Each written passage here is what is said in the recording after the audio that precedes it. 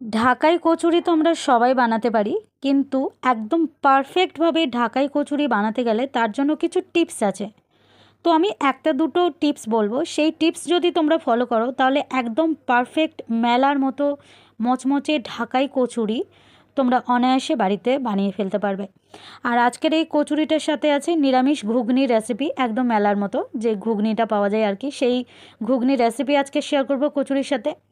একটাই রিকোয়েস্ট, যদি রেসিপি আজকের ভালো লেগে থাকে তাহলে দয়া করে চ্যানেলটাকে সাবস্ক্রাইব করবে, লাইক কমেন্ট শেয়ার করবে আর আমাকে দয়া করে একটু সাপোর্ট করবে। তো চলো আজকের এই ঢাকাই কচুরির রেসিপি তোমাদের জন্য। সবার প্রথমে দেখো, আমি ঘুগনির জন্য এখানে দেখো মটর ভিজিয়ে দিয়েছিলাম সারা রাত্রির। তো সেই ভেজানো মটরটা আমি একটা প্রেসার কুকারের মধ্যে নিয়ে নিচ্ছি। এবার এই মটরের মধ্যে দিয়ে দিচ্ছি পরিমাণ মতো জল। এবার প্রেসার কুকারের ঢাকা লাগিয়ে এটাকে 5টা থেকে 6টা সিটি দিয়ে নেব।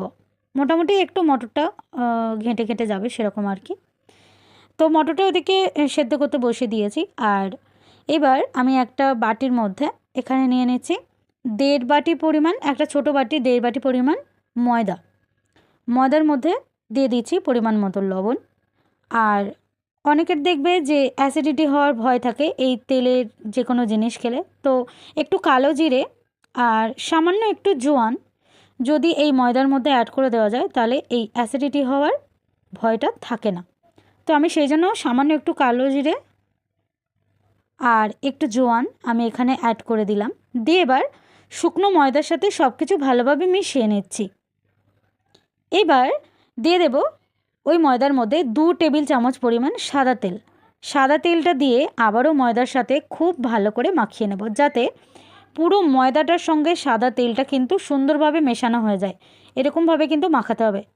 তো খুব সুন্দরভাবে হালকা হাত দিয়ে আমি ভালোভাবে মিশিয়ে নিয়েছি সব কিছু। এবার দেখো এরকম একটু ময়দাটা ভেজা ভেজা হয়েছে। এবার অল্প অল্প করে জল দেব আর একটা ডো তৈরি করে নেব। তো অল্প অল্প করে জল দিয়ে একটা ডো দেখো এখানে আমি তৈরি করে নিয়েছি। এইবার এই ডোটাকে বেশ মিনিট 5 ধরে হাত দিয়ে ভালো করে মেখে নেব। মানে সবার প্রথমে কিন্তু ঘুগনি বা ডাল হোক যে কোনো কিছু তৈরি করার আগে অবশ্যই আগে কিন্তু ময়দাটাকে মেখে রাখতে হবে।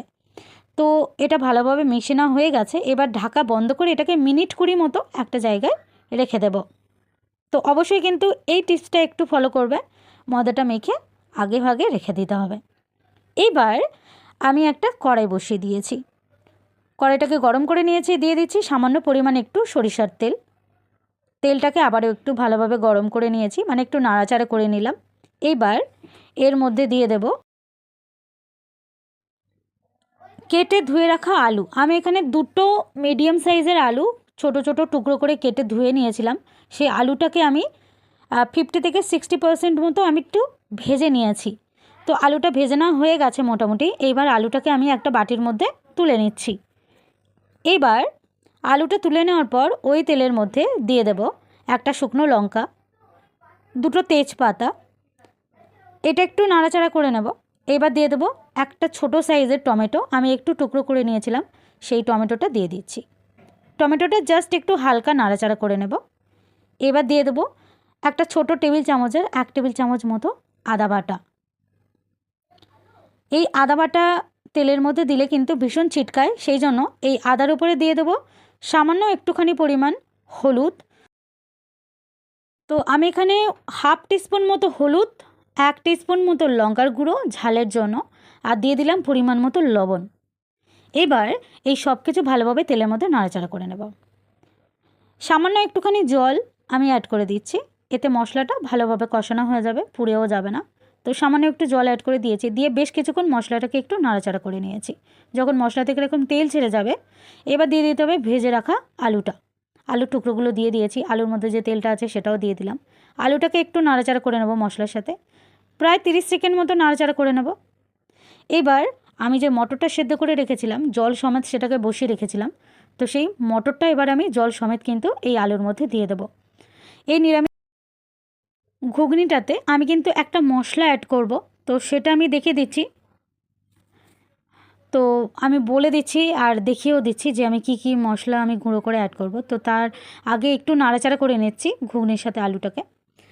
আর একটুখানি জল আমি এখানে আরও একটু অ্যাড করে দিচ্ছি, কারণ প্রেসার কুকারে যে মটর সেদ্ধ জলটা ছিল সেটা অনেকটা কম, তো সেই জন্য আরেকটু জল অ্যাড করে দিলাম। এবার সব কিছু নাড়াচাড়া করে ঢাকা বন্ধ করে হতে দেবো। আর তার আগে আমি 3টে মুখচেরা কাঁচা লঙ্কা এখানে দিয়ে দিলাম। দিয়ে এবার এটাকে প্রায় 8 থেকে 10 মিনিট কিন্তু রান্না হতে দেব। মিডিয়াম টু লো ফ্লেমে আঁচটাকে রেখে দেবো আর একইভাবে কিন্তু রান্না করে নেব। তো ঘুগনিটা এভাবে একটু হতে থাক। এবার চলো আমি যে মশলাটা বলছিলাম সেই মশলাটা দেখিয়ে দিই। তো এখানে দেখো একটা প্লেটের মধ্যে তেজপাতা, শুকনো লঙ্কা, গোটা জিরা, লবঙ্গ, দারচিনি, এলাচ আর এখানে দেখো গোলমরিচ নিয়েছি বেশ কতকগুলো। তো এই মশলাটা ভেজে গুঁড়ো করে রাখবো আর এটাকেই কিন্তু দিয়ে দেবো। ঘুগনিটা হয়ে আসার আগের মুহূর্তে এই মশলাটাকে অ্যাড করে দিতে হবে। তো ঘুগনিটা বেশ অনেকক্ষণ রান্না করে নিয়েছি আর এটা কিন্তু হয়ে গেছে। এবার আলুটাকে একটু জাস্ট খুন্তি দিয়ে ঘেঁটে ঘেঁটে দিচ্ছি। আর তেজপাতাগুলো দেখো আমি তেল মানে এর মধ্যে থেকে তুলে ফেলে দিয়েছি ঘুগনির ওপর থেকে। আর এটা কিন্তু হয়ে গেছে। এবার আমি সবশেষে মশলাটাকে দিয়ে দেবো, দিয়ে একটু জাস্ট ফুটিয়ে নিয়ে ঢাকা বন্ধ করে ওই অবস্থাতেই রেখে দেবো। তো মশলাটা দিয়ে দিয়েছি আর এবার একটু নাড়াচাড়া করে ঢাকা বন্ধ করে এক সাইডে সরিয়ে রেখে দিয়েছি। এবার চলো আমি কচুরিটা ভাজবো। তো তার জন্য কড়াইয়ের মধ্যে তেল দিয়ে দিলাম আর গ্যাসটাকে জ্বালিয়ে দিয়ে আঁচটাকে একেবারে লোতে করে রেখে দেব। আর এদিকে দেখো কচুরির যে ডোটা সেটা তো রেডি হয়েই আছে। এবার এর থেকে আমি ছোট ছোট লেচি করে নিচ্ছি।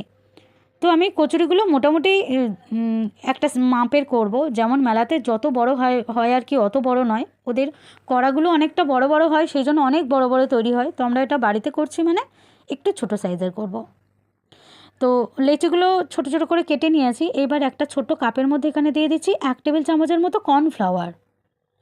আর এই কর্নফ্লাওয়ারের মধ্যে দিয়ে দেবো একটু সাদা তেল।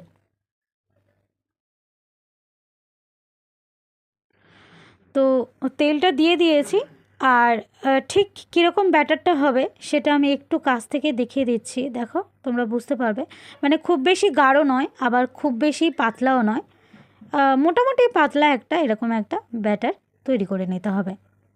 এবার চলো আমি কচুরিটা বানানোর জন্য একটা টিপস আছে সেটা আমি দেখিয়ে দিচ্ছি। তো সবার প্রথমে দেখো রুটিটাকে এরকমভাবে বেলে নিতে হবে আর রুটিটাকেও একটু মানে এর গায়ে একটু একটু অল্প অল্প করে সাদা তেল লাগিয়ে লাগিয়ে কিন্তু রুটিটাকে বেলতে হবে। তো মোটামুটি একটু পাতলা করে আমি বেলে নিয়েছি। এবার এই যে ব্যাটারটা আমি তৈরি করেছিলাম কর্নফ্লাওয়ার আর তেল দিয়ে, সেটা একটু রুটির ওপরে লাগিয়ে দিচ্ছি। অল্প করে একটু দিয়ে দিয়েছি, হাত দিয়ে তারপরে ভালোভাবে চারিদিকে লাগিয়ে দিচ্ছি। আর এবার মাঝখান থেকে একটা ছুরি দিয়ে কাট লাগিয়ে দেব। আর ঠিক যেভাবে আমি ছবিতে করছি তোমরাও ঠিক সেমভাবে কিন্তু ছবিতে করে নেবে। আর এখানে একটা টিপস আছে, সেটা আমি বলে দিচ্ছি। তো এটাকে দেখো ঠিক কীভাবে মুড়ছে, আর এই ধারের অংশটা নিয়ে এই মাঝখান বরাবর দিয়ে দিতে হবে, তারপরে চারিদিক থেকে এরকম একটু লাগিয়ে দিতে হবে। আর এইবার ধারের অংশ থেকে একটু মাঝ বরাবর এরকম একটু কাট লাগিয়ে দিতে হবে। দিয়ে এবার এই কাটা মুখটা একটু তেল লাগিয়ে দেবো, দিয়ে সবগুলোকে এইভাবে তৈরি করে নেব। মানে যতগুলো কচুরি তৈরি হবে আর কি, আমি 3টে দেখাচ্ছি। আর এরকম করে পরপর কিন্তু সবগুলো প্রথমে এরকম তৈরি করে নিতে হবে। এটা কিন্তু একটা টিপস, নাহলে সঙ্গে সঙ্গে যদি তোমরা মনে করো যে আমরা একটা একটা করে তৈরি করবো, একটা একটা করে বেলে ভাজবো, জীবনে কিন্তু করতে পারবে না, চারিদিক দিয়ে গুড়িয়ে যাবে আর কচুরিও ভালো হবে না। মানে যেমনটা হয় আর কি চাইবে সেরকমটা হবে না, খাস্তা হবে না, আর বেলতেও পারবে না, বেলার সময়ও অসুবিধা হবে। তো দেখো আমি সবগুলো তৈরি করে নেওয়ার পর একটা একটা করে এরমভাবে কিন্তু বেলে নিয়েছি। আর তেল হতে হবে কিন্তু এইরকম, একদম এরকম ঠান্ডা মতো হতে হবে, মানে খুব বেশি আবার ঠান্ডা নয়। দেখো ঠিক তেলের টেম্পারেচারটা কীরকম হতে হবে, এরকম হতে হবে। আর আঁচটাকে কিন্তু মিডিয়াম টু লোতে রেখেই কিন্তু এটা ভাজতে হবে, তাহলেই কিন্তু এটা একদম খাস্তা মচমচে হবে। আর এটা দেখবে 2 দিন থেকে 3 দিন পর্যন্ত কিন্তু মচমচে থাকবে, একটুও নরম হবে না, এতটাই খাস্তা হয়। তো আমি দেখো কাছ থেকে দেখিয়ে দিচ্ছি, প্রথমে একটা আমি তোমাদেরকে ভেজে দেখালাম, একদম এরকম হবে। চলো আরও একটা ভেজে আমি দেখিয়ে দিচ্ছি। আর প্রত্যেকটা কচুরি হতে হবে একদম এরকম পারফেক্ট, আর একদম মড়মড় করবে কচুরিগুলো, এতটাই খাস্তা হবে। তো একটা তো আমি দেখিয়ে দিলাম, দেখো আরও একটা আমি কাছ থেকে তোমাদের দেখিয়ে দিচ্ছি। এরকম সুন্দর হতে হবে কচুরিগুলো। ঠিক আছে? তো এগুলো হয়ে গেল, আমি সবগুলো তৈরি করে নিয়েছি। তো আমি কিছুটা তোমাদের দেখালাম ভেজে। এবার আমি এর ওপর দিয়ে যে ঘুগনিটা তৈরি করেছিলাম সেই ঘুগনিটা একটুখানি সার্ভ করে দেখাবো।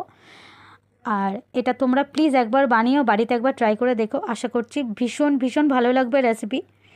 আর আজকের আমার এই রেসিপি তোমাদের কেমন লাগলো অবশ্যই আমাকে কমেন্টে একটু জানিও। তোমাদের কমেন্ট পড়তে আমার কিন্তু খুব ভালো লাগে, আর আমি সময় করে কিন্তু তার রিপ্লাইও দিয়ে দিই। তো চলো আজকের এই পর্যন্তই, আবার আসবো এরকম আরও একটা নতুন রেসিপি নিয়ে তোমাদের সাথে শেয়ার করার জন্য। সবাই খুব ভালো থাকবে আর দেখতে থাকবে আমার রান্নাঘর।